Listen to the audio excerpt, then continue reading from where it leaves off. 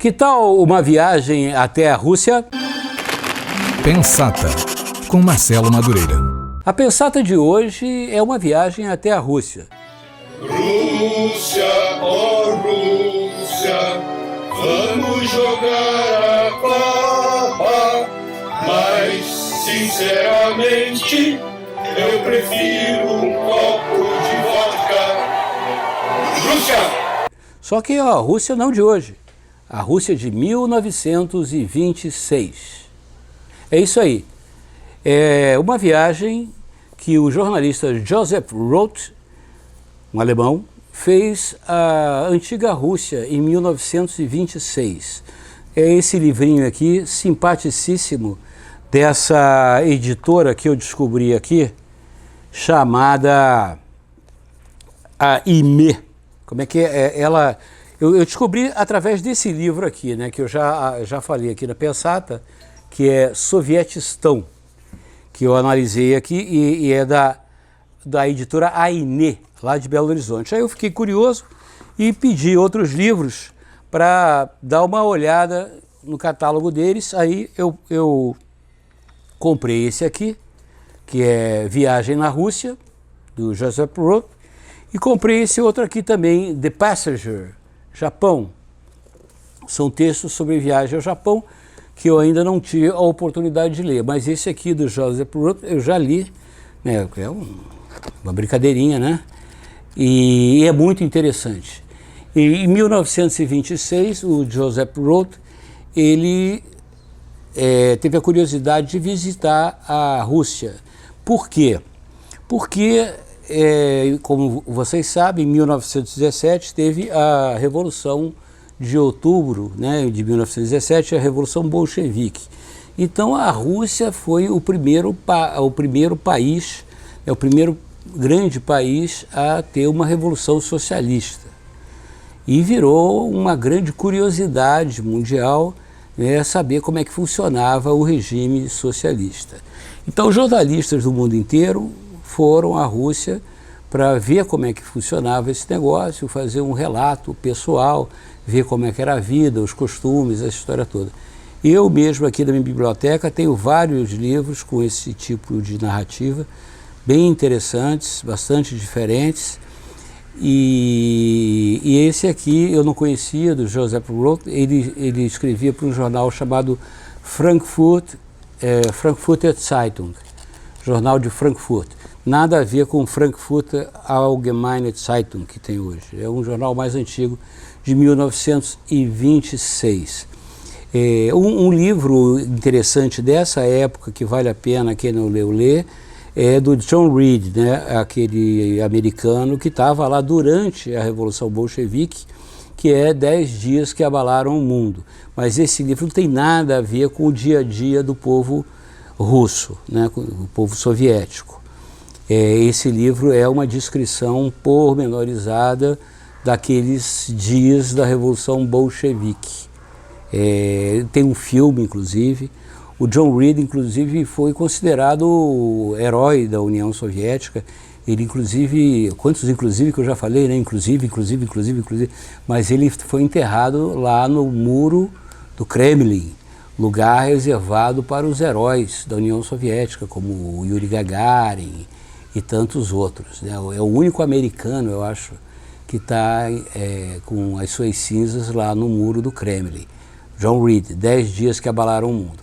Mas esse era um homem ligado ao socialismo e tal, mas isso não diminui em nada o trabalho jornalístico que ele fez, o relato que ele fez sobre a Revolução de Outubro de 1917. Já o Joseph Roth, que era um socialista, ele, no relato dele, ele diz que ele foi à Rússia como socialista e voltou como monarquista.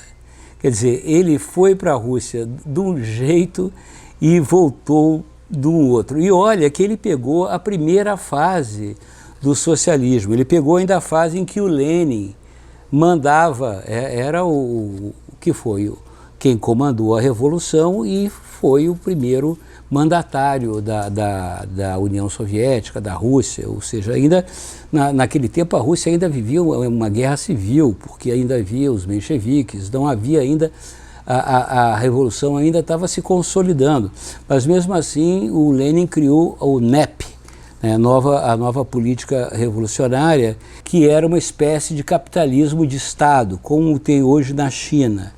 Só que o NEP lá na Rússia não deu certo, o NEP não funcionou, né? Aliás, as coisas dificilmente funcionam na Rússia, né? Principalmente questões de burocracia, corrupção, enfim.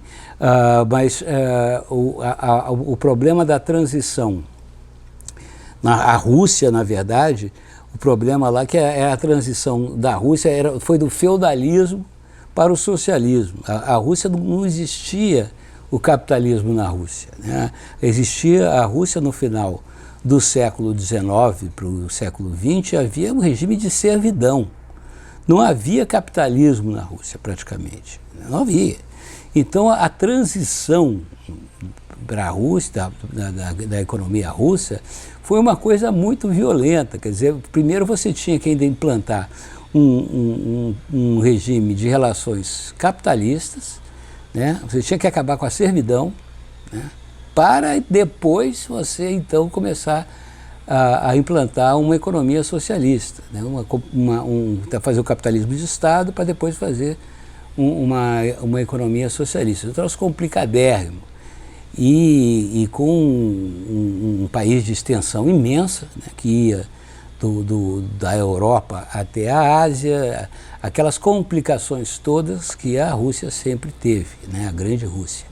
Mas, enfim, ele esteve praticamente só na Rússia, só nas grandes cidades da Rússia, mas ele faz, o livro é pequeno, mas o livro é muito rico, porque ele faz um relato, ele começa, na verdade, na própria Alemanha, mostrando como era a vida daqueles nobres russos que tiveram que se exilar, né? A nobreza russa toda que vivia, né, parasitariamente dos servos, daquele sistema feudal que existia na Rússia, de repente se viram alijados de tudo, né? Só não perderam a empáfia, né? Só não perderam a arrogância, né? E aquele orgulho todo, e tiveram que se refugiar na Europa Ocidental, principalmente, né, na Alemanha e principalmente ainda em Paris. Assim todos conhecem meu segredo. Eu escondo a nhaca com perfume e só tomo banho de viver.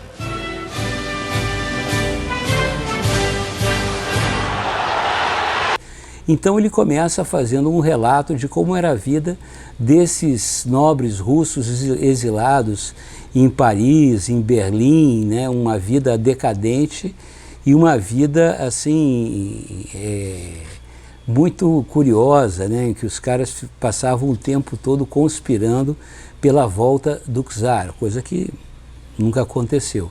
Quer dizer, se você considerar que o Putin, de certa forma, é um czar, né? Pode ser que aconteça. O fato é que esses condes, arquiduques e duques russos, essas coisas que estavam nesses livros todos do Tolstói, do Chekhov, do Dostoiévski, né? Esses caras foram embora, já morreram todos.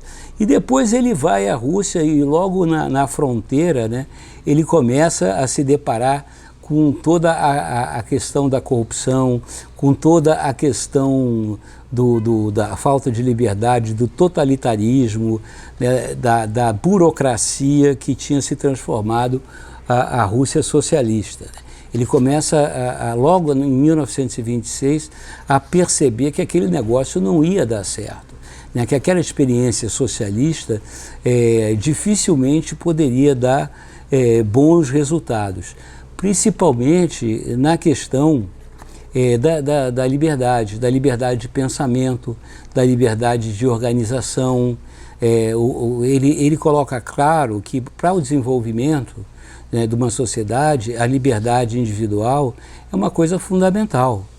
E ele vendo, por exemplo, como estava se desenvolvendo a questão da imprensa, a questão da educação, do ensino, ele via que aquilo ali dificilmente poderia dar resultado, porque havia uma forte repressão ao livre pensar, a educação era uma coisa muito dirigida, enfim, havia uma dificuldade muito grande para que o povo russo pudesse ter liberdade de manifestação e pensamento e expressão. Logo, o povo russo, que sempre teve uma literatura muito rica, que é um povo que sempre cultivou bastante, né, a cultura, a literatura, a pintura, a religião, né, fatos todos que ele aborda aqui. Essa questão toda, né, ele aborda também a questão da mulher, né, como se é fato, né, que a mulher